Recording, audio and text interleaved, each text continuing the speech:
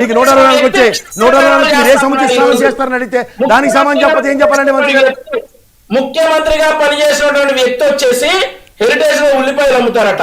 Heritage స్టోర్లు అమ్మేసి 12 సంవత్సరాలు అయింది. ఫ్యూచర్ కి రిలయన్స్ రిటైల్ మార్ట్ కి హెరిటేజ్ స్టోర్లు అమ్మేసి 12 సంవత్సరాలు అయింది. మీరు చంద్రబాబు నాయుడు గారి కుటుంబం ఓన్లీ హెరిటేజ్ పార్లర్స్ లో మాత్రమే ఉన్నారు. ఈ వచ్చి హెరిటేజ్ లో ఉల్లిపాయలు అసెంబ్లీ అంశాలు మారుతుంటే హెరిటేజ్ లో అమ్ముకున్నారు. ఇవన్నీ నాకెందుకు? ఇండివిజువల్ హోదాలో అమ్ముకోండి, లేదా తాకట్లు పెట్టండి, మాకెందుకు? అది ఇండివిజువల్ ఆస్తులు మీరు ఏదైనా చేసుకోండి. రాష్ట్ర ఆస్తుల మీద డిబేట్ మారుతున్నాం. టాపిక్ మార్చుకుని ఏం మారుతారు?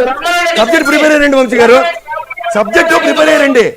ఎలక్షన్లు అయిపోయిన తర్వాత ఎవరు గెలిచి ఎవరు మీద డిబేట్ పెట్టట్లే.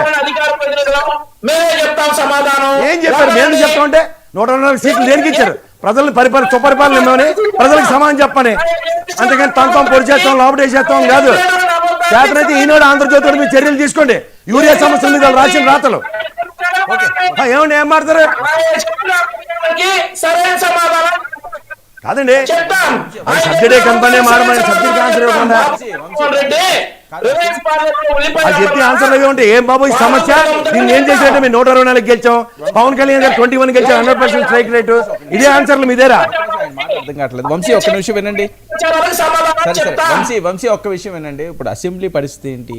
అసెంబ్లీకి వాళ్ళకైతే ప్రతిపక్ష హోదా ఇవ్వకపోతే రాను అంటున్నారు. ఇంక మీరు అదే ఫిక్స్ అయిపోయారా? ఇచ్చేసి రప్పించే ఆలోచన ఉందా? సార్ ఒక్క విషయం సార్, 2019లో మాకు 23 సీట్లు ఇచ్చి ప్రతిపక్షంలో కూర్చోబెట్టారు. మేము అసెంబ్లీకి వచ్చాం. 2024లో 11 సీట్లే ఇచ్చారు. వాళ్ళు ఎవ్వరు రావట్లేదు సార్. మీరు అసెంబ్లీకి రావడానికి వీల్లేదు అని చెప్పి మేము ఎక్కడ అంటలా. ఆ హక్కు ఎవరికీ లేదు. ప్రజలు ఆ 11 మందికి హక్కు ఇచ్చారు. మీరు అసెంబ్లీకి రావచ్చు, మా గురించి మాట్లాడని చెప్పి ప్రజలు హక్కు ఇచ్చారు. కానీ ఎవరు రావట్లేదు. సో వాళ్ళు రావట్లా. So what is this? మేము 2024లో జగన్మోహన్ రెడ్డి కనుక 19 సీట్లు వస్తే అసెంబ్లీకి వచ్చేవాడిని. ఇప్పుడు 19 సీట్లు వస్తే ఇంకో వంక ఎత్తుకేవాడు.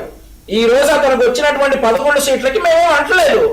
నువ్వు వచ్చే 11 మంది తరపున 11 శాసనసభ నియోజకవర్గాల తరపున ఫైట్ చేయమని అంటా ఉన్నాం. ప్రతిపక్ష హోదా అనేది మా చేతిలో లేదు. ప్రతిపక్ష హోదా అనేది ఖచ్చితంగా ప్రజలు ఇవ్వాలి.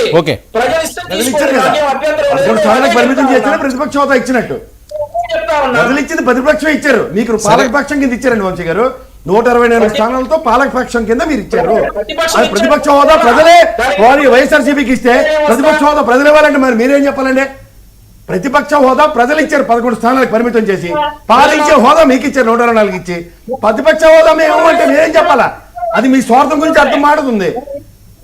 మీ ఇంటెన్షన్స్ చాలా క్లియర్ గా అర్థమవుతుంది వంశీ గారు. మీరు వాళ్ళని మాట్లాడించే అర్హత ఇవ్వట్లేదు కాబట్టి ప్రజలు ఇచ్చిన ప్రతిపక్షాలు మీరు గౌరవించట్లేదు. అది ఒప్పుకోండి. మీరు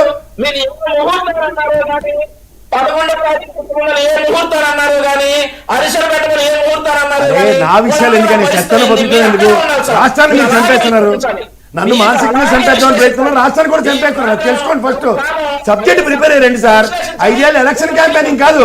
గొడ్డలి, ఊకిల్డ్ బాబాయ్, మాస్క్ ఇవ్వండి డాక్టర్, నెక్స్ట్ ఏమో అక్క చెల్లికి అన్యాయం, ఇదే సోది కబుర్లు చెప్పి 124 స్థానాలు తీసుకున్నారు. 5 పూజలు మీరు చేసుకోవాలి. అట్లకి బాబు గొడ్డల వలన, ఆ గులకరాయి వలన, కోడికత్తి వలన మేము గెలిచామని ఏదైతే జగన్మోహన్ రెడ్డి ఎప్పుడు చెప్పుకోలే. నా కోడికత్తి కోడికత్తి స్లోగన్ మీది, గొడ్డలి మీది, బాబాయ్ గొడ్డల గులకరాయించిన బోండా గారి స్లోగన్ అది. ఇవన్నీ తెలుసుకుని మాట్లాడండి. చాలా కష్టం.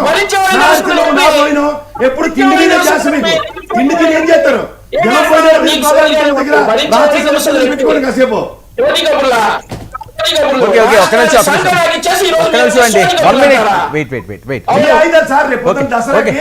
పార్టీ ఆఫీస్ లేకపోతే మీ ఇంట్లో పెట్టుకోండి. కూర్చోండి. గొడ్డలి, గొలగరాయి, అధికారం వచ్చిందని దండం పెట్టుకోండి. లక్ష్మణ్ ఏంటి అనర్హత వేటు పడే అవకాశం ఉంది అని? సరే అది 60 రోజుల్లో పడొచ్చేమో. ఆ నియోజకవర్గాల కన్నా న్యాయం చేయడానికి వెళ్ళి అసెంబ్లీలో మాట్లాడాల్సిన అవసరం ఉందా? లేకపోతే ఆ హోదా ఇవ్వకపోతే రానంటారా? హోదా అన్నది ప్రజలే మీకు ఇవ్వలేదు, మేము ఎందుకు ఇస్తామని చెప్పి డైరెక్ట్గా సీఎం గారు మాట్లాడే